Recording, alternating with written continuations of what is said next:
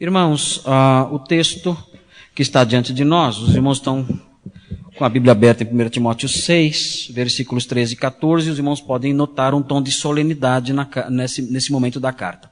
Interessante notar que o apóstolo Paulo, quando caminha para o final da carta, o apóstolo Paulo mostra uma certa solenidade ao escrever.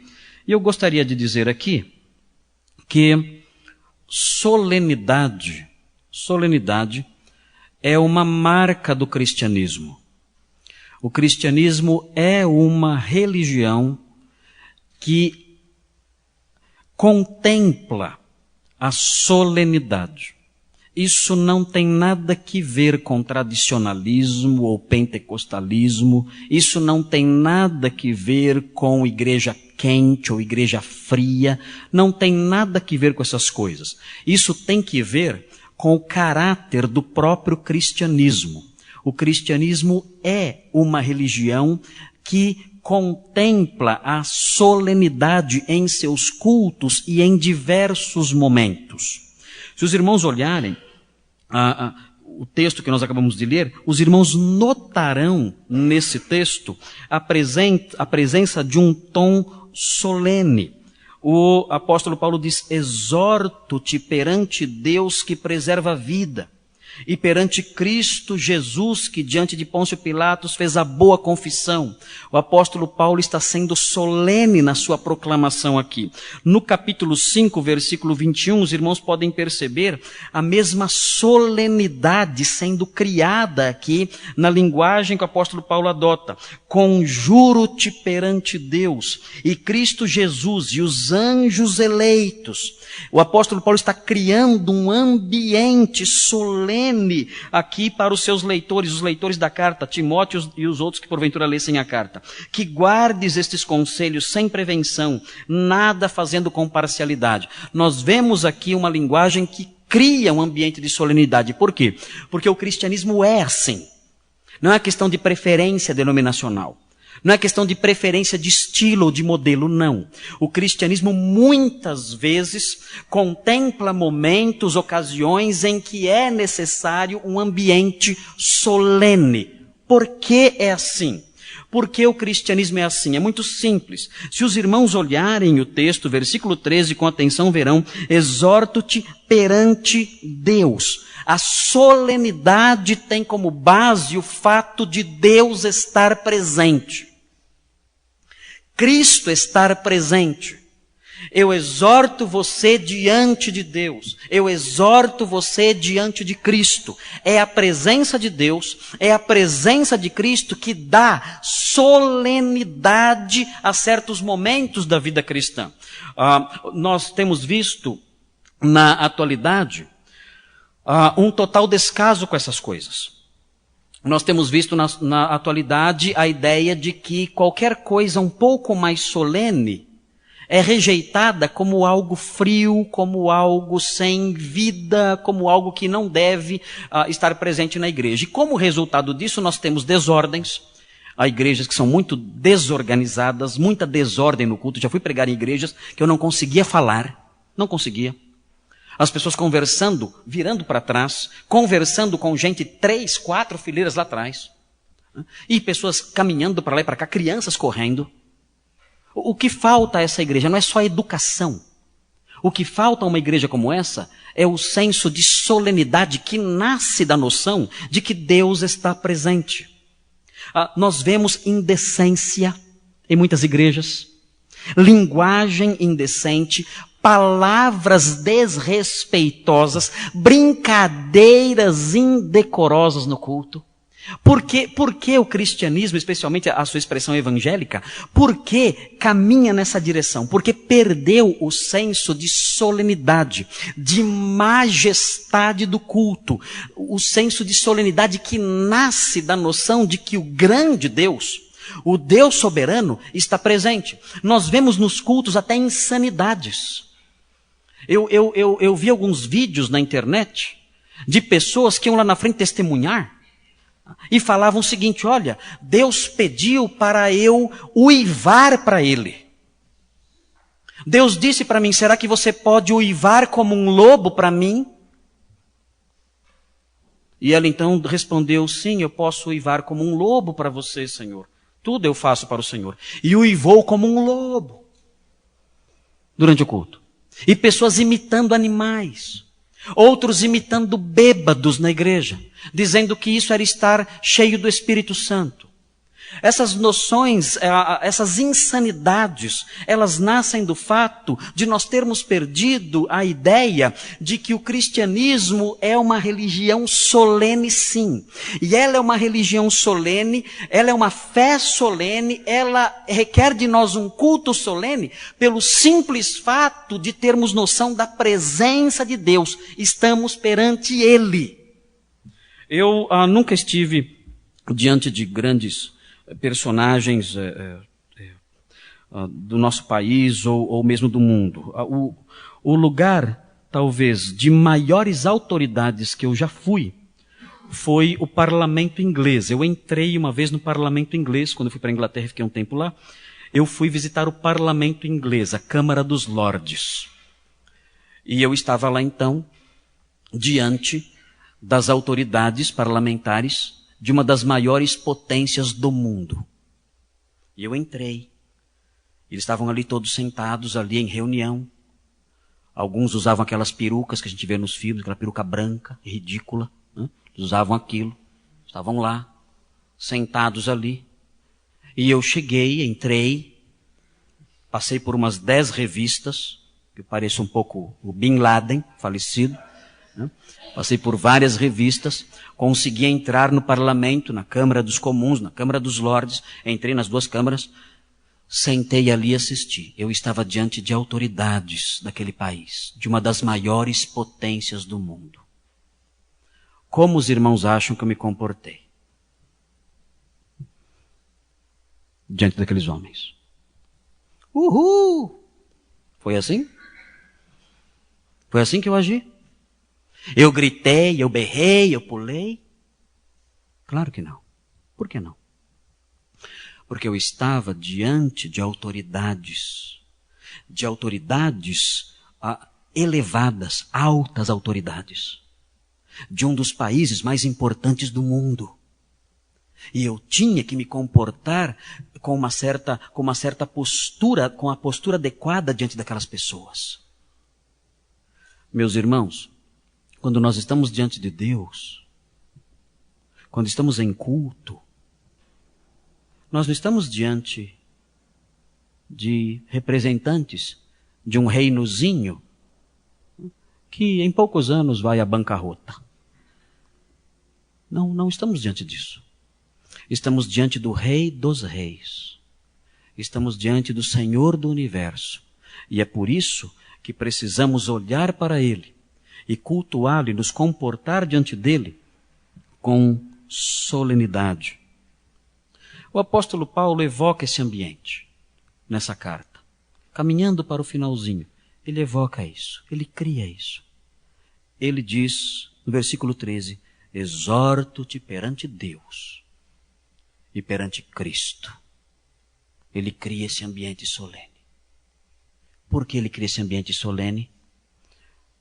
Ele cria esse ambiente solene porque Deus está presente.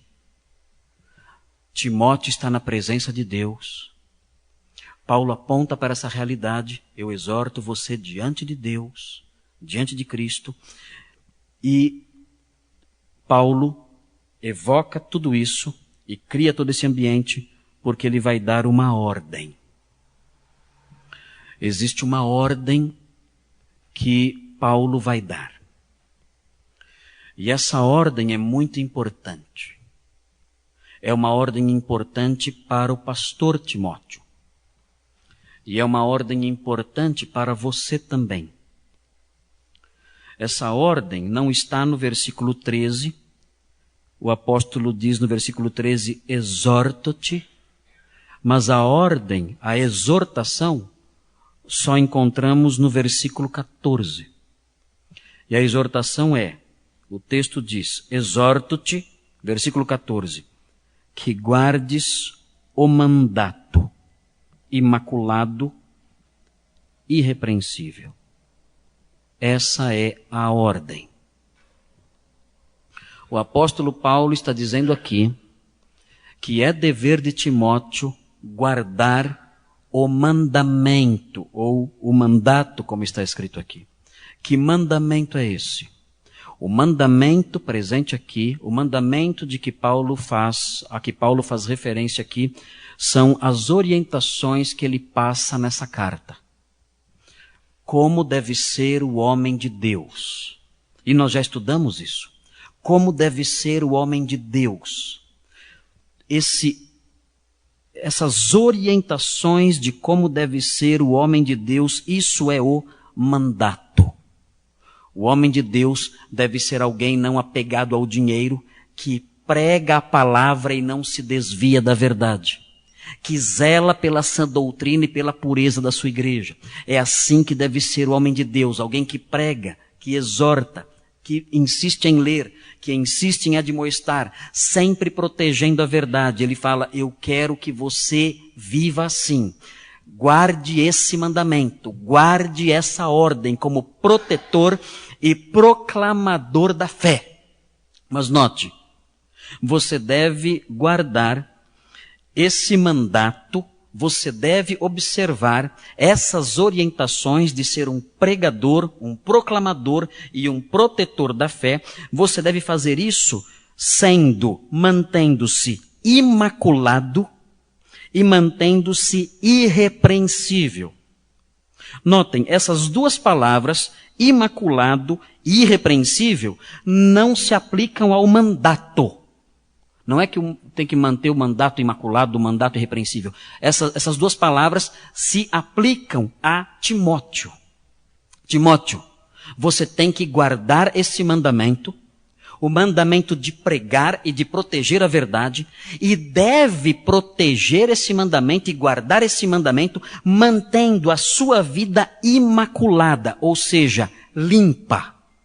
Você deve ser um homem de vida limpa e mantendo-se irrepreensível. Ou seja, você não pode dar ocasião a críticas reais contra a sua vida. Então, essa é a ordem, essa é a exortação que o apóstolo Paulo dá a Timóteo aqui. Esse é o comando. Essa exortação, eu te exorto a que você guarde esse mandato, esse mandamento que eu estou dizendo aqui.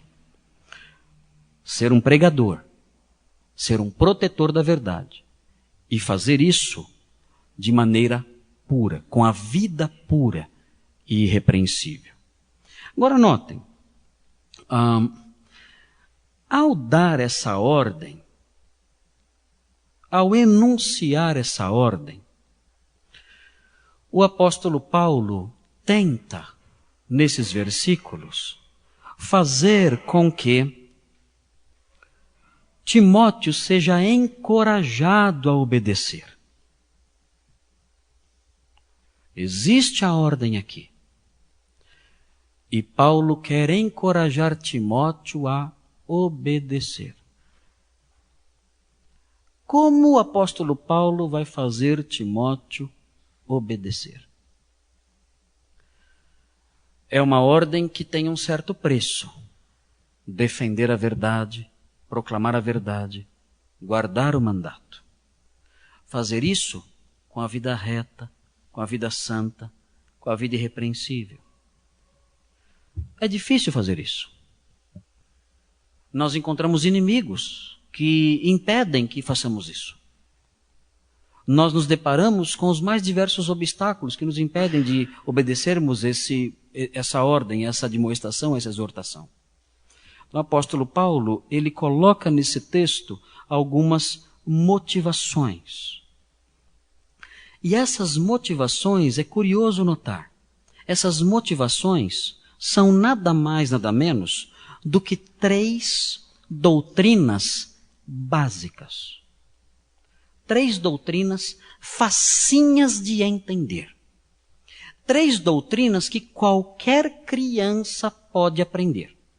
Talvez essas 3 doutrinas, que o apóstolo Paulo menciona aqui, sejam doutrinas que as crianças da nossa igreja estejam aprendendo agora na classinha. Talvez elas até pudessem ter ficado aqui hoje. Não precisassem ir embora para a classinha. Porque as 3 doutrinas que Paulo fala são o beabá do cristianismo. São 3 doutrinas facinhas.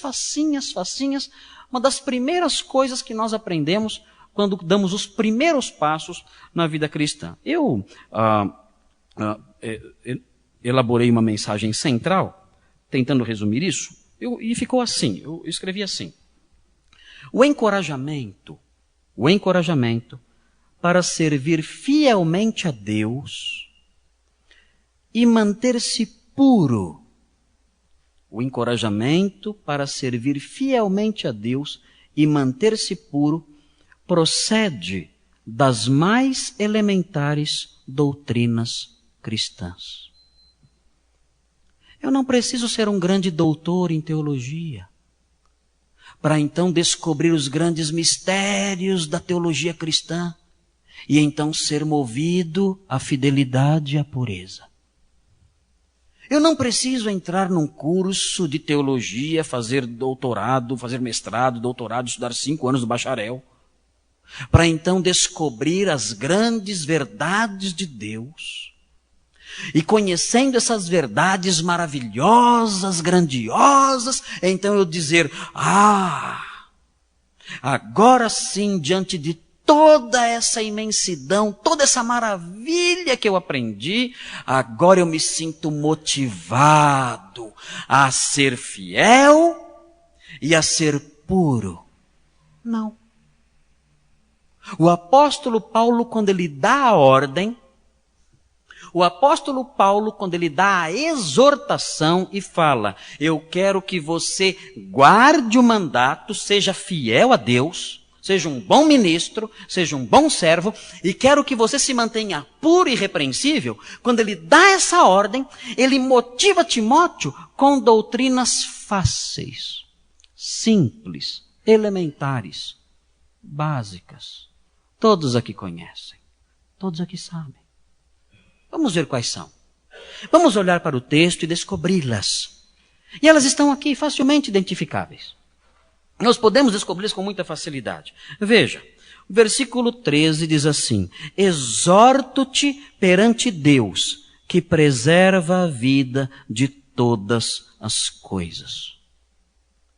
Qual é a primeira doutrina básica, elementar, que o apóstolo Paulo cita aqui para encorajar Timóteo a obedecer? É muito simples. Deus é o gerenciador, o administrador da vida. Deus é o doador e o preservador da vida. Deus é aquele que concede a vida, que cuida da vida, que protege a vida, que preserva a vida e que afinal tira a vida. Mas por que Paulo diz isso? O que isso tem que ver com essa ordem?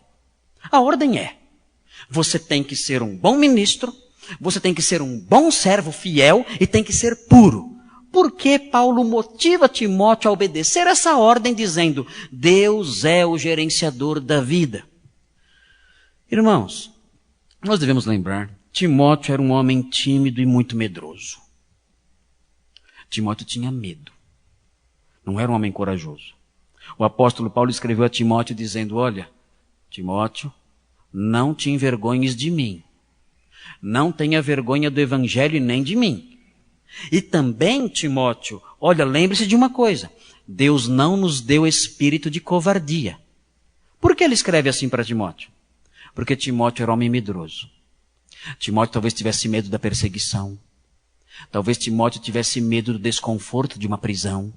Talvez Timóteo tivesse medo da espada, da força dos poderosos, do ataque dos maus. Então, como o apóstolo Paulo faz para encorajar Timóteo a ser fiel e a manter-se puro, mesmo num ambiente hostil? Ele diz, Timóteo, lembre-se, quem administra a vida, quem cuida da vida, quem concede a vida, quem protege a vida é Deus.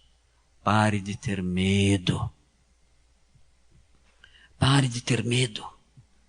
Quem pode, disse o Senhor, quem pode acrescentar um côvado ao curso da sua vida? É Deus quem cuida da nossa vida. É Deus quem dirige a nossa vida.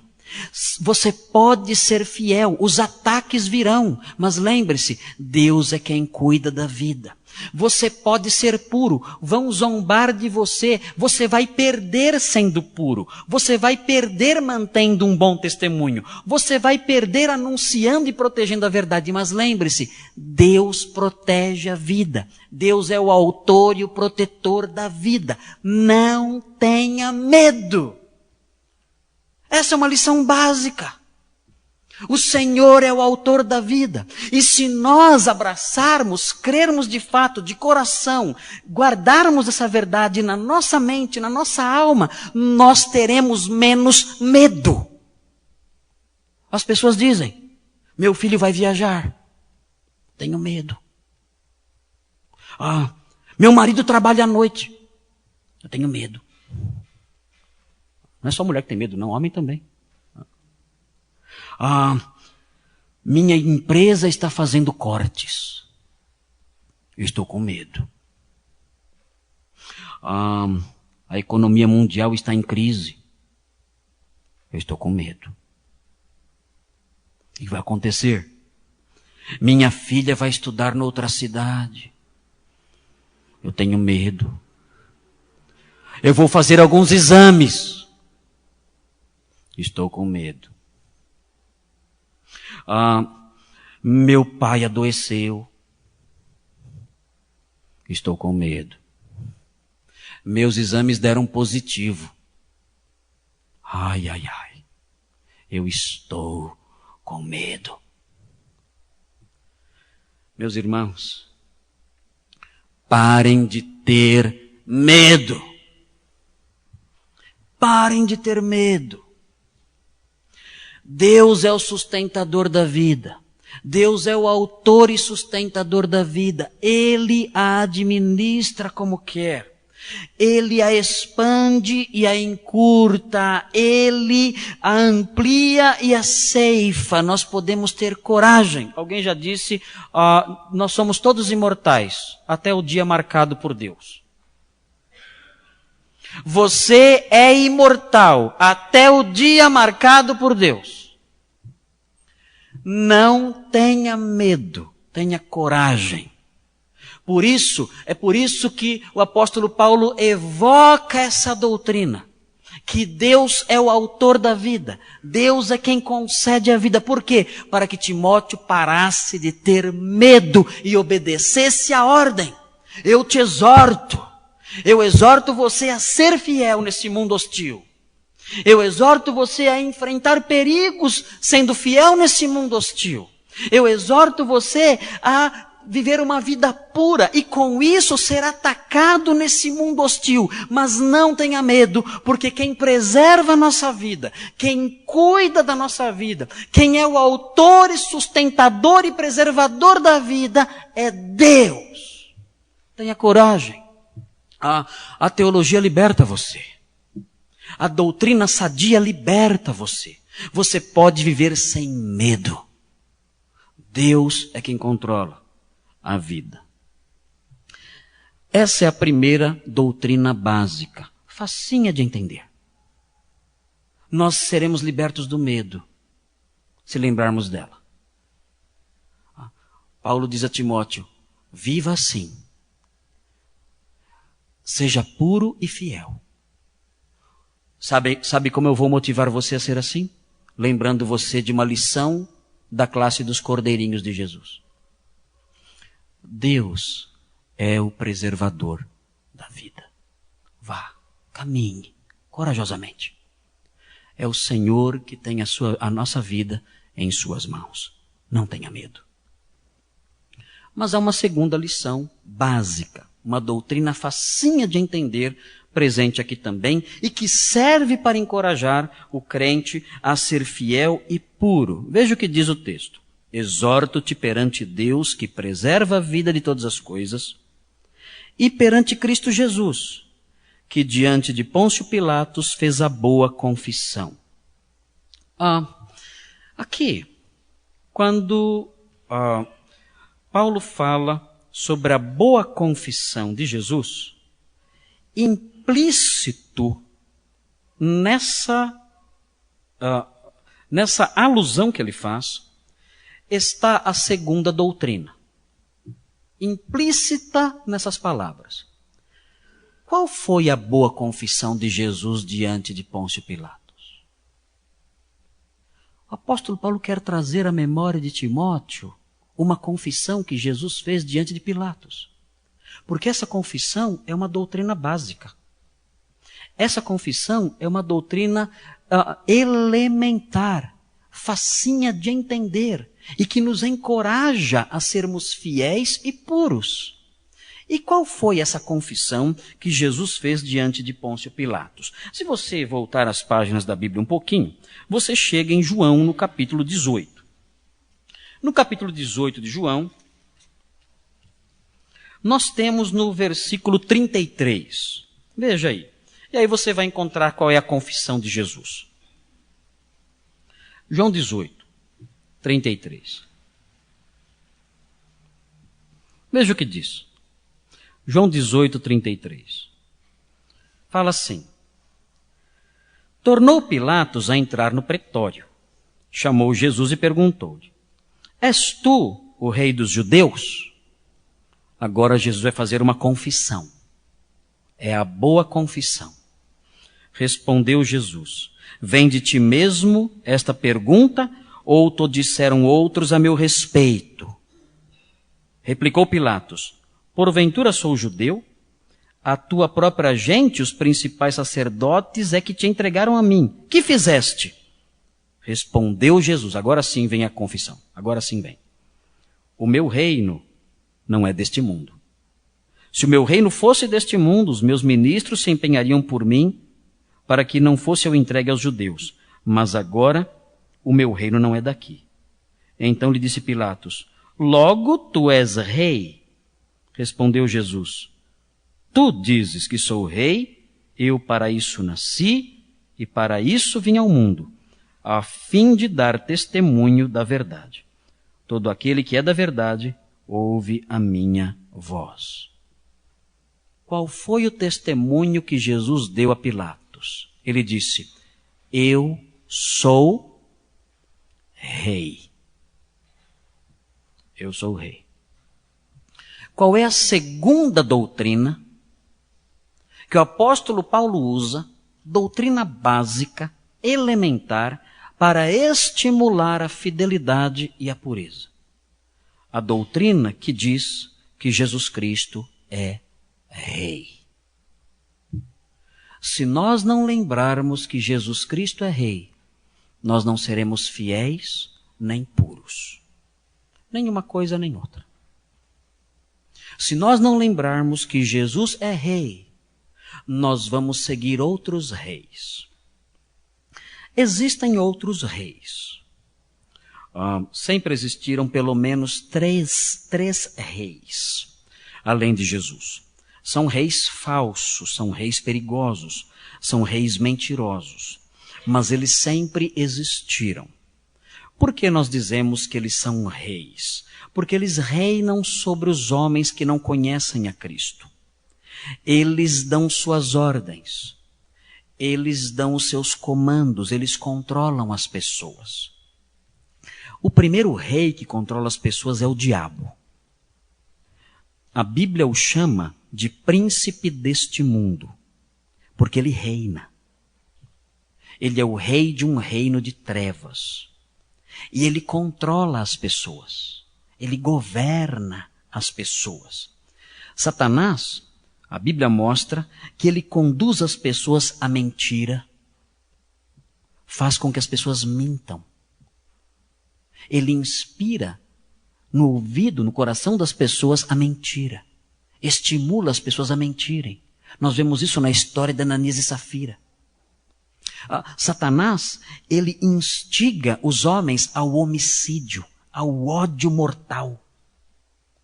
Ele impulsiona as pessoas para que elas odeiem, e odeiem mortalmente, ao ponto de querer matar.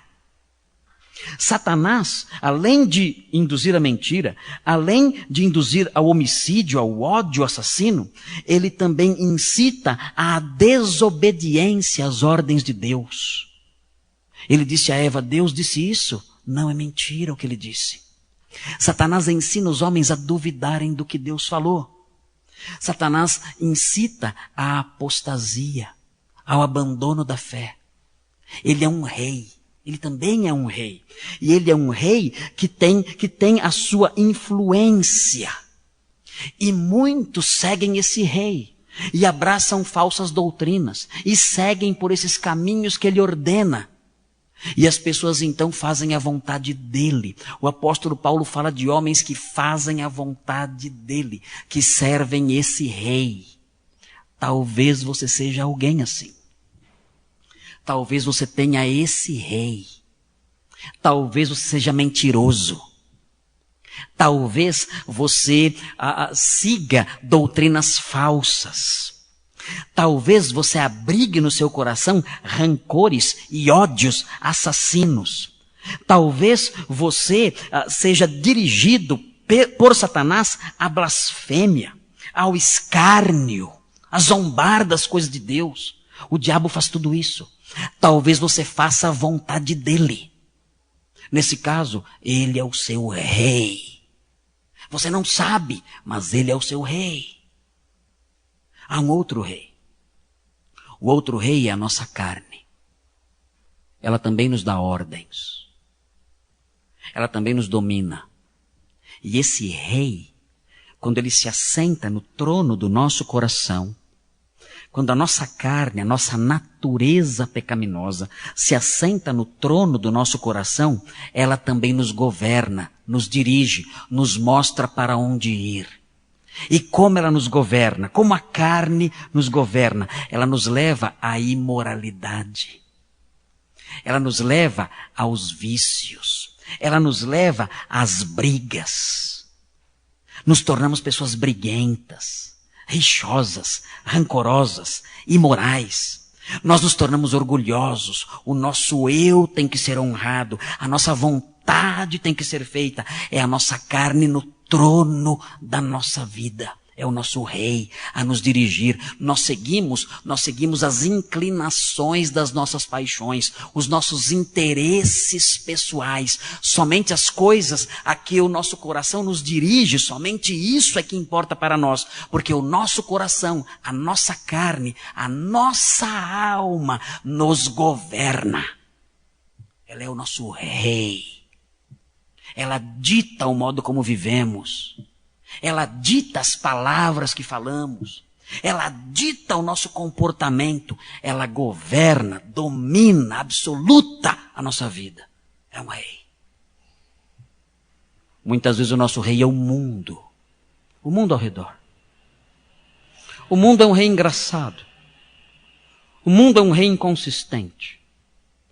O mundo num dado momento diz: fumar é bom. Fumem porque isso é bonito e é charmoso. Depois de algum tempo o rei muda. Fumar é mal. Mas agora eu já fumei, azar seu, eu mudei de ideia. Fumar é mal e é feio. É feio, não é elegante, é nojento, é feio e faz mal. Mas rei, você disse, quando eu era jovem, que fumar era elegante, bonito e só pessoas de sucesso fumavam. Pois é. Mas eu mudei de ideia. Agora quem fuma é porco, feio e burro. Mas rei, pois é. Você me enganou, desculpa, mas é assim que eu sou. E as pessoas seguem o mundo. O que o mundo diz, as pessoas fazem. O mundo diz que se você cortar seu cabelo como um moicano, você está bonito. Depois o mundo muda. Mas você tem que rapar o cabelo para ficar bonito. E o mundo vai ditando as coisas. E as pessoas olham o mundo e obedecem o mundo, as inclinações, as direções, tudo que o mundo fala. E são governadas por ele. O mundo mostra futilidades, coisas tolas, coisas vazias, coisas bobas. E as pessoas gastam seu dinheiro, seu tempo, destroem sua saúde, servindo e respondendo positivamente às orientações desse rei chamado mundo. Irmãos, nós temos um rei. O rei do cristão não é o diabo. O rei do cristão não é a sua carne, o seu coração. O rei do cristão não é o mundo. O cristão não ouve o que Satanás diz. O cristão não ouve o que o seu coração diz. O cristão não ouve o que o mundo diz. O cristão tem um rei. Por isso o apóstolo Paulo invoca essa confissão de Jesus. Ele fala: Timóteo, eu tenho uma ordem para você. Mas essa ordem não é minha. Na verdade é uma ordem de Deus. Note, você tem que ser fiel e preservar o mandato. Tem que ser um servo fiel que fala a verdade, proclama a verdade, prega a verdade do Evangelho. Você tem que ser assim. E tem que ser um homem puro, tem que ser um homem reto, tem que ser um homem santo. Você tem que ser assim. E sabe por que você tem que ser assim? Você tem que ser assim porque você tem um rei. Você se lembra do que ele disse? Ele disse para Pilatos, ele disse: eu sou o rei. Você não pode se esquecer dessa doutrina básica. Você não pode se esquecer dessa lição de crianças. Ele é rei. Se nós, os crentes, não tivermos noção da realeza de Jesus, da sua majestade, da sua autoridade, nós viveremos seguindo os outros reis. Seguiremos as ordens de Satanás, seguiremos as ordens do nosso coração, seguiremos as ordens do mundo, porque esqueceremos que Ele é rei. Se quisermos obedecer a ordem, a admoestação de Paulo dada a Timóteo aqui, temos essa motivação, que é: lembre-se, Jesus é rei, obedeça. Há, portanto, duas doutrinas básicas aqui, até agora. A primeira delas, não tenha medo de obedecer essa ordem. Não tenha medo de ser fiel e puro, porque Deus é o autor da vida. Deus é quem preserva a vida. Tenha coragem e obedeça. Segunda doutrina básica, fundamental, elementar. Cristo é rei. Não se esqueça disso. Você não está vivendo à mercê de si mesmo ou de qualquer outro rei. Existe um rei sobre a sua vida. Você deve obedecê-lo. E por último, há uma terceira verdade básica aqui. É uma verdade elementar, que todos aprendemos desde crianças. Ele diz no versículo 14, que guardes o mandato imaculado e irrepreensível, aqui é a ordem que temos falado, essa é a ordem em torno da qual tudo gira. E aí ele diz, até a manifestação de nosso Senhor Jesus Cristo. Qual é a terceira doutrina elementar? Qual é a terceira doutrina básica que serve de incentivo para que eu seja fiel e puro? O Senhor voltará. Eu tenho uma ordem para você.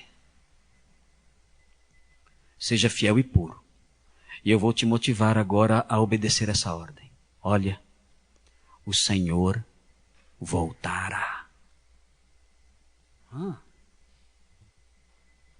É uma boa motivação. O Senhor voltará. Quando nós olhamos o texto de Timóteo, na segunda carta, nós vemos no capítulo 4 o que ele vai fazer quando voltar. O Senhor voltará para fazer o quê? E nós pensamos, eu vou ganhar uma coroinha. Eu vou ganhar meu galardão. Vem, Senhor Jesus. Ok, você vai ganhar mesmo. Não tenha dúvida. Os crentes vão ganhar o seu galardão. Mas eu quero chamar a atenção de vocês para outra atividade que ele vai realizar quando ele voltar. Veja, 2 Timóteo 4, versículo 1.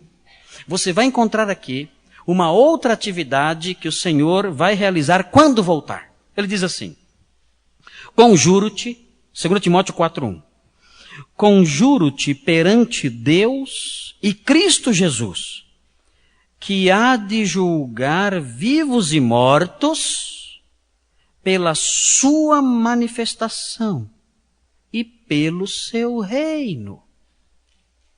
O que Jesus fará quando se manifestar? O texto é claro em dizer que quando ele se manifestar, ele vai julgar vivos e mortos. O apóstolo Paulo está motivando Timóteo a ser fiel e puro, fazendo com que Timóteo se lembre que o Senhor voltará e julgará o seu povo. É por isso que eu tenho que ser fiel e puro, porque o Senhor voltará para fazer isso. Eu sei, os profetas, eles nunca foram ouvidos. Os profetas, eles sempre foram ridicularizados, zombados e ninguém nunca escutou o que eles falaram. Os profetas do período pré-exílico, eles anunciavam que o exílio viria, bradavam isso de manhã até a noite, o povo ouvia e o povo zombava, ridicularizava e não dava ouvidos a nada, até que veio então o exílio e toda a cidade foi destruída. Com Noé foi a mesma coisa. Noé também, ele anunciou isso, muito tempo antes Noé anunciou que viria o dilúvio, a destruição, o juízo de Deus. O povo olhou, ouviu, zombou, nunca deu ouvidos a nada e veio o dilúvio e levou a todos. Hoje em dia nós temos profetas também. Notem bem, eu sou um profeta, mas não sou um profeta do jeito que era Noé ou do jeito que era Isaías e Jeremias, porque eu não tenho uma revelação direta de Deus para mim. Se algum dia eu chegar aqui e falar assim, Deus me revelou, os irmãos podem mandar eu embora, porque eu vou estar mentindo, vou estar enganando vocês. O que eu tenho, na verdade, é uma revelação que Deus deu a outros profetas. E eles escreveram isso. Então eu não sou um profeta no sentido pleno. Eu sou o apresentador de profecias que foram dadas a profetas de verdade. Eu sou apenas um repetidor de profecias que já foram dadas aos profetas mesmo. Eu mesmo não sou profeta. E os profetas mesmo, com o apóstolo Paulo, eram profeta, apóstolo e profeta. O apóstolo Paulo disse, o Senhor voltará para julgar.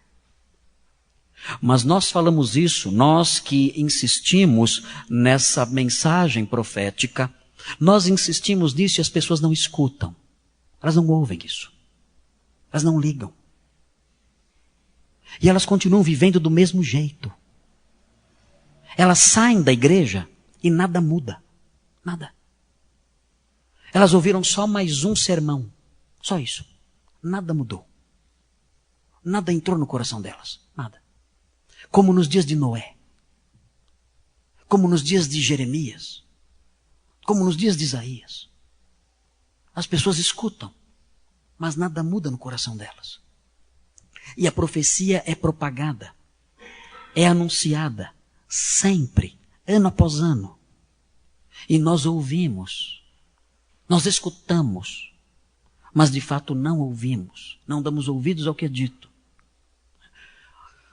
O que nós estamos frisando aqui é que o Senhor voltará para julgar você. É isso que eu quero realçar. O Senhor voltará para julgar você. Eu não sou profeta. Eu estou repetindo uma profecia de outros profetas. O Senhor voltará para julgar você.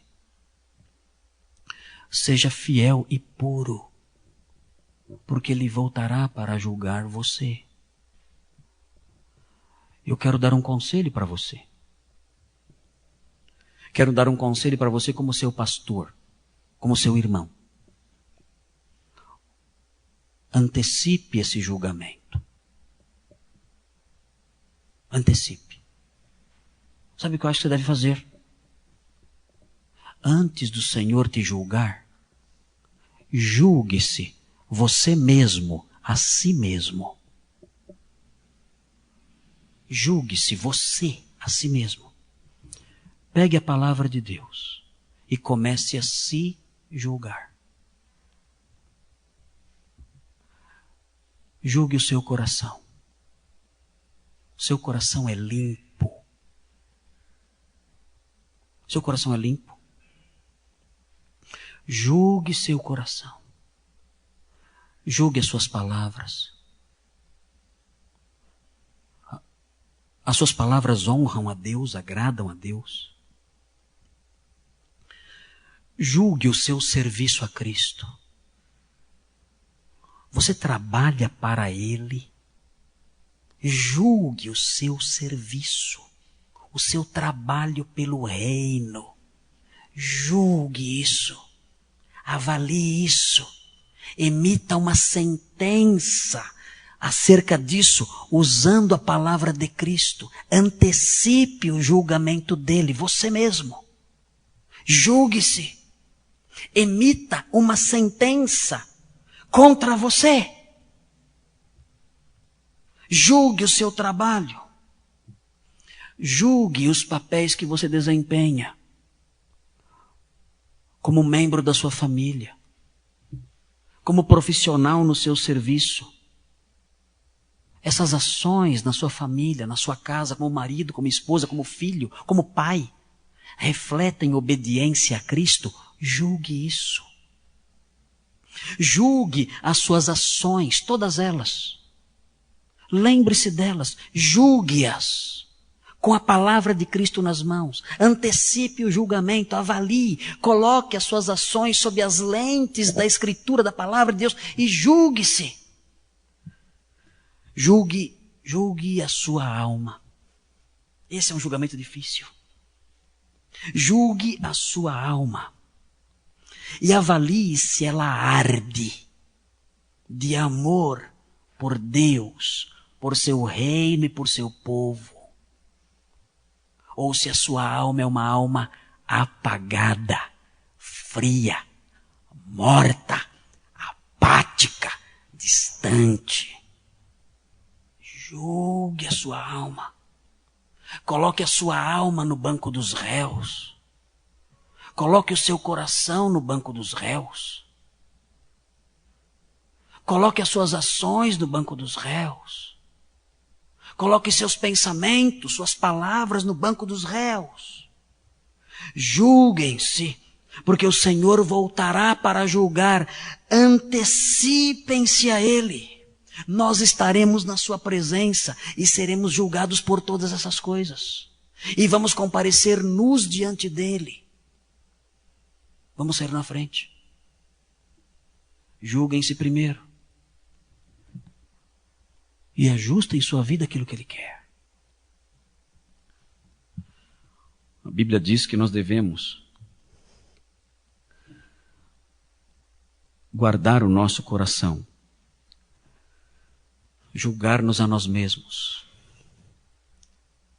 A Bíblia diz: avaliai-vos, julgai-vos, examinai-vos e vede se estáis na fé. Se é que já não estáis reprovados. Um bom exercício antes do julgamento daquele dia é eu me julgar. Faça isso. Avalie-se. Porque o Senhor voltará e Ele julgará você. A nossa lição central é assim: o encorajamento para servir fielmente a Deus e manter-se puro procede das mais elementares doutrinas cristãs. Quando eu quero ser encorajado a ser fiel a Deus e a ser puro, quando eu quero ser encorajado nessa direção, basta que eu me lembre de 3 doutrinas. 3. Primeira doutrina: Deus concede vida. Eu não tenho que ter medo de obedecer. Deus é o administrador da vida. Segundo, Cristo é Rei. Terceiro, o Senhor voltará. Guarde essas 3 palavrinhas só no seu coração. São lições de crianças. São lições de meninos, de meninas. Guardem essas 3 palavrinhas só no seu coração. Deus é o autor da vida. Cristo é Rei. O Senhor voltará.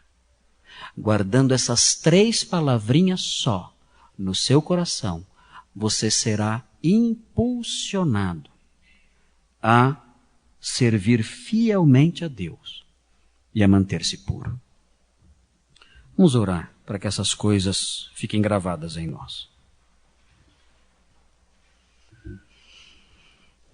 Senhor Deus, ajuda-nos a guardarmos essas doutrinas tão elementares no nosso coração.